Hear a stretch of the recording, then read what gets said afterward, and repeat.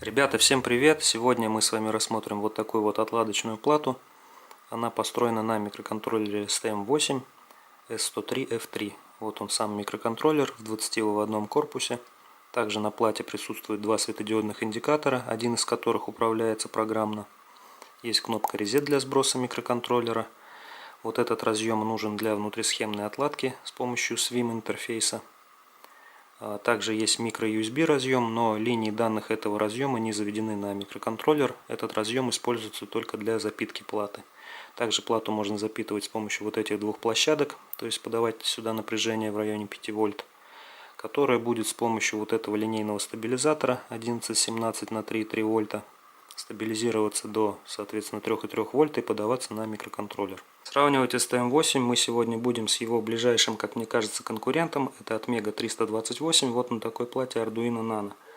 И в анонсе этого ролика я назвал STM8 убийцей Atmega, но при ближайшем рассмотрении все оказалось не так красиво с STM8. Во-первых, это микроконтроллер, который относится к линейке Access Line, то есть это линейка самых дешевых и простых микроконтроллеров с довольно скромными характеристиками.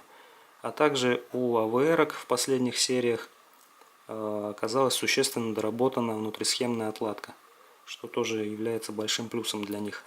Вот сейчас мы с вами попробуем пробежаться по всем основным параметрам этих двух микроконтроллеров, попробуем найти плюсы и минусы у каждого из них, а также попробуем ответить на вопрос, почему за время выпуска и существования микроконтроллеров STM8 они не набрали должной популярности. Итак, давайте начнем. Первый параметр, который мы будем рассматривать, это удельная производительность ядра микроконтроллера, то есть количество миллионов инструкций в секунду, приходящихся на 1 МГц тактовой частоты. В данном случае по этому параметру Atmega лидирует.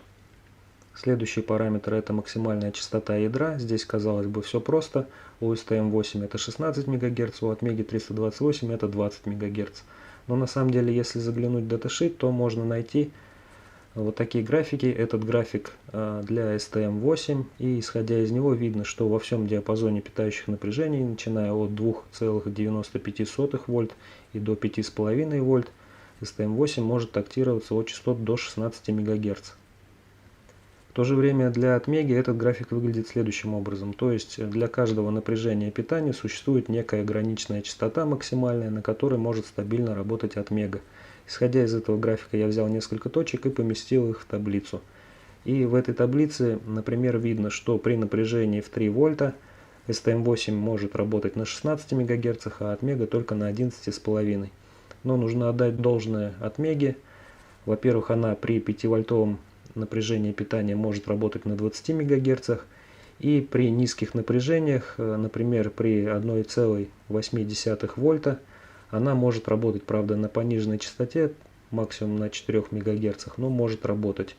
А STM8 при этом напряжении вообще работать не сможет. Следующий параметр это источники тактирования, то есть набор источников тактирования. В принципе, набор одинаковый, единственное отличие в том, что у STM8 внутренний RC-генератор на 16 МГц, а у Atmega 328 на 8 МГц. Дальше идут объемы различных видов памяти. Как видите, у Atmega 328 2 кБ оперативной памяти, в отличие от STM8, у которого 1 кБ. Объем флеша у Atmega 32 кБ против 8 кБ у STM8. И объем EEPROM у Atmega 1024 байт против 640 байт у STM8.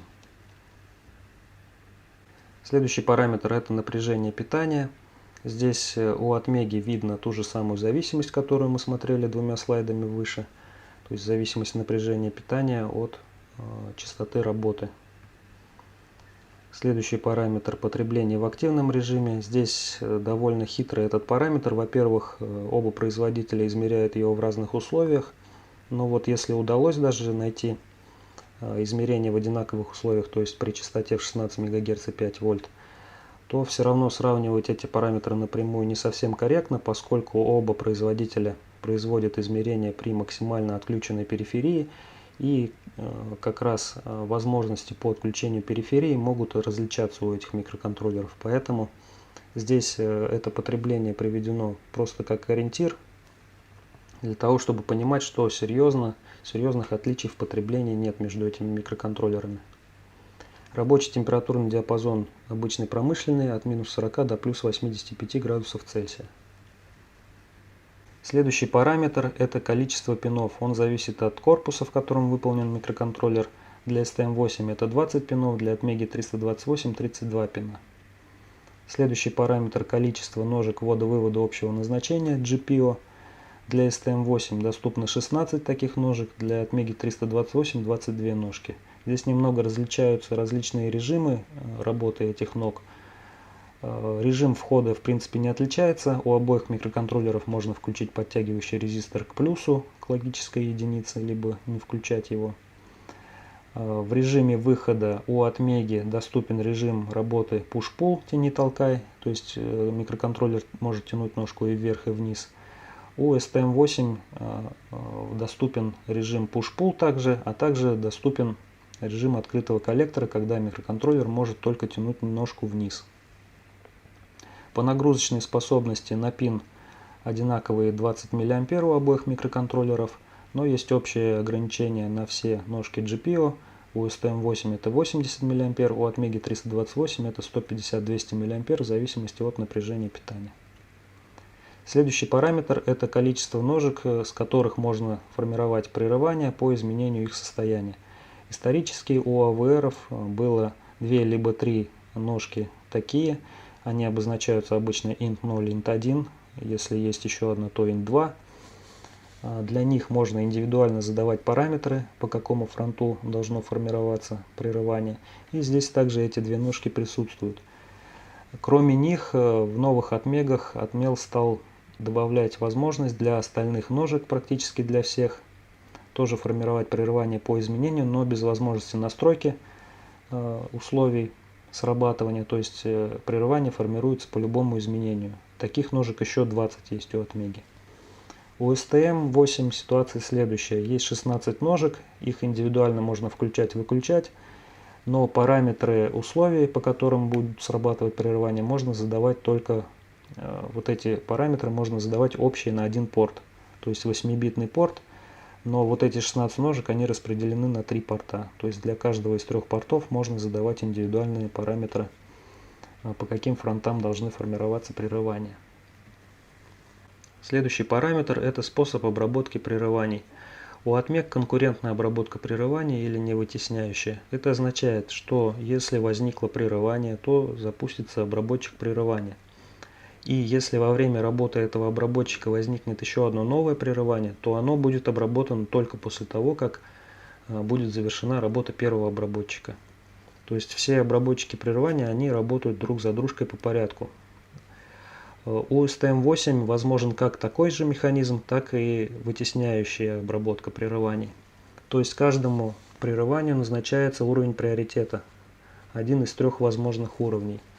И если низкоприоритетное прерывание обрабатывается обработчиком, и в этот момент происходит более высокоприоритетное прерывание, то начинается обработка этого более высокоприоритетного прерывания. Когда она заканчивается, происходит переход к обработчику, который был прерван, и после его окончания работы только идет возврат к основному циклу программы.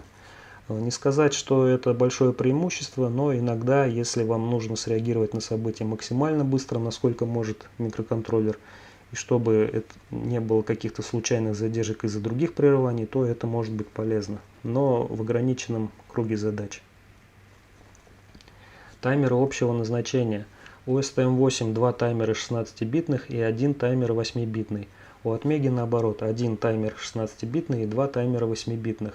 Причем у Atmega все 3 таймера могут генерировать шим, а у STM8 8-битный таймер, он простейший, он не может генерировать шим, а вот первые 2 16-битных таймера они могут.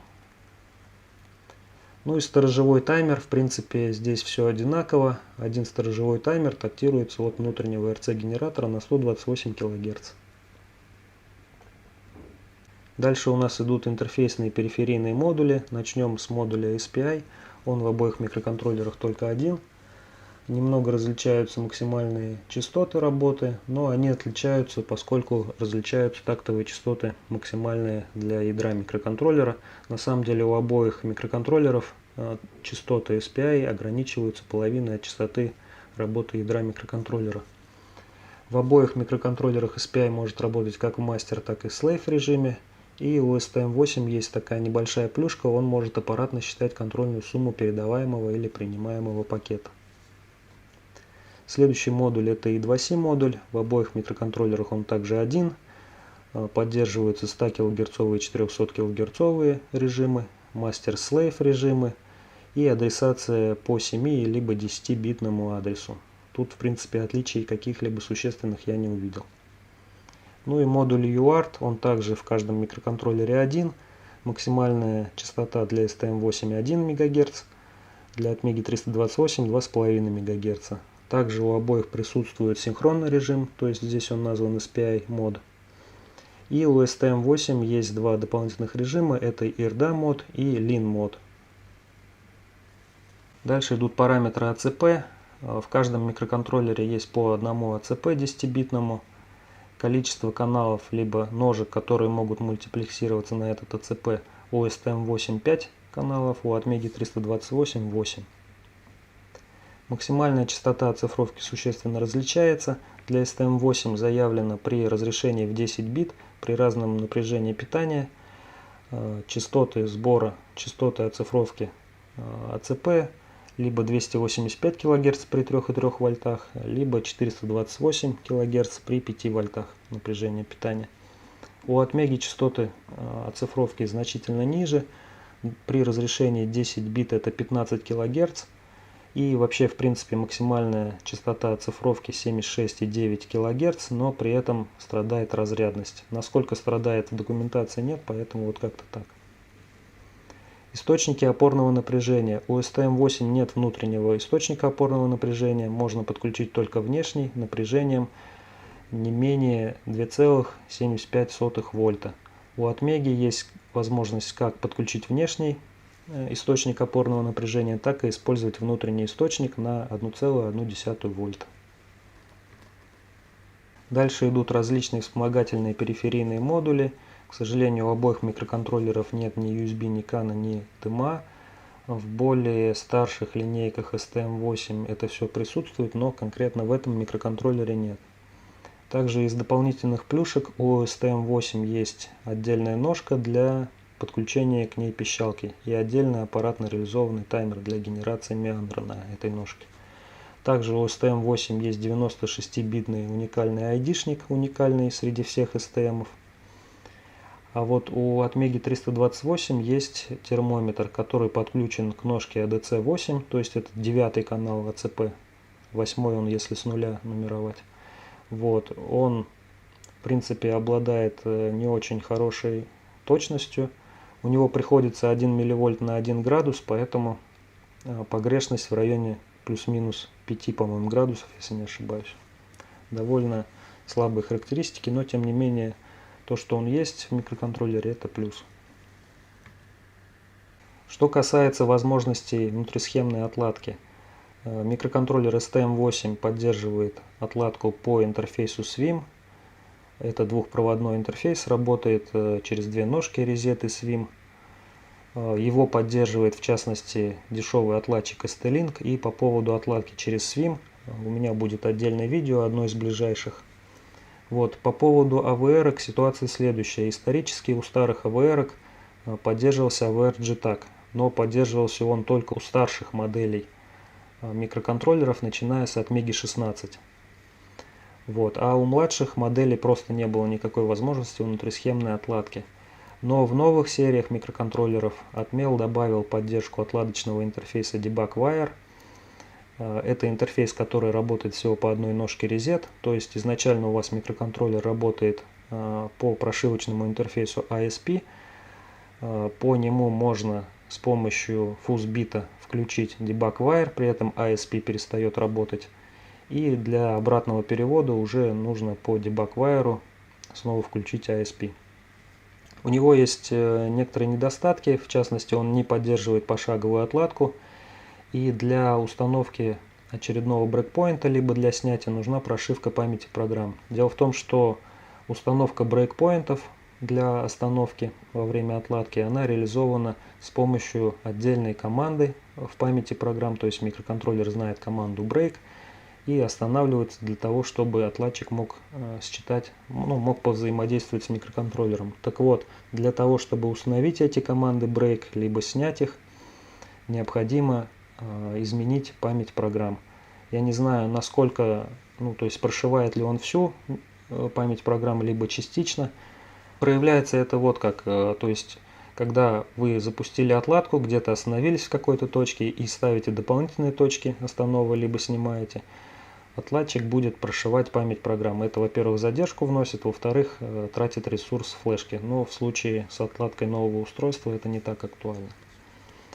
Вот. Что касается отладчиков, как видите, оригинальные отладчики довольно дорогие, кроме STM-овского ST-Link, который оригинальный новый стоит $21, и есть китайская копия за $2 25 центов примерно она стоит.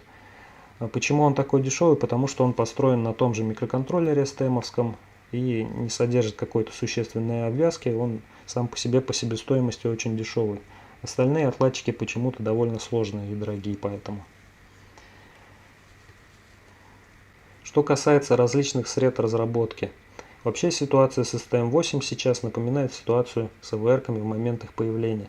То есть для AVR изначально не было нормальных каких-то C-компиляторов, были ассемблерные компиляторы, AVR Studio тогда поддерживал только ассемблер, и со временем стали появляться коммерческие платные C-компиляторы, Basic-компиляторы, потом появились бесплатные, Arduino IDE в конце концов появилась.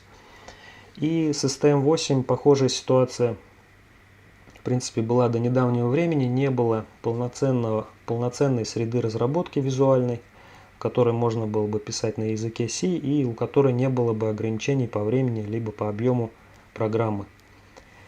Вот, были и есть YAR STM8 в качестве полноценной визуальной среды разработки, но YAR является платным, правда он бесплатно может работать в двух режимах, либо в течение 30 дней только, либо с ограничением на объем кода до 8 килобайт. То есть. Но для вот этой отладочной платы, которую я сегодня показывал, в принципе это ограничение не актуально, потому что у нее и так память программ 8 килобайт. Также были еще две среды разработки, это Resonance Write и Cosmic IDE. Правда, Космика, как видите, в платных нету, потому что он стал бесплатным с марта 2016 года, поэтому он теперь является бесплатной средой разработки полноценной. Также на сайте STM есть среда разработки ST Visual Develop, которая, правда, не содержит своего компилятора, она использует внешние компиляторы, в частности Resonance Write и Cosmic IDE. Но так как Cosmic IDE стал с недавнего времени бесплатным, то и ST Visual Develop вместе с компилятором Cosmic является теперь полноценной визуальной средой разработки для STM8. Также помимо этих всех перечисленных сред были и компиляторы без визуального редактора кода. Это STM8CC бесплатный toolchain и SDCC это бесплатный кроссплатформенный открытый тоже компилятор. Но поскольку нету визуальной оболочки, то это многим было неудобно и особо они не распространились. Вот, советую обратить внимание, во-первых, на YAR, во-вторых, на ST Visual Develop. На этом у меня все по сравнению этих двух микроконтроллеров. Надеюсь, я дал вам примерное понятие о том, что такое STM8. Надеюсь, что сэкономил кому-то время при поиске информации. И на этом у меня в принципе все. Спасибо всем за просмотр. Всем удачи, всем успехов. Пока.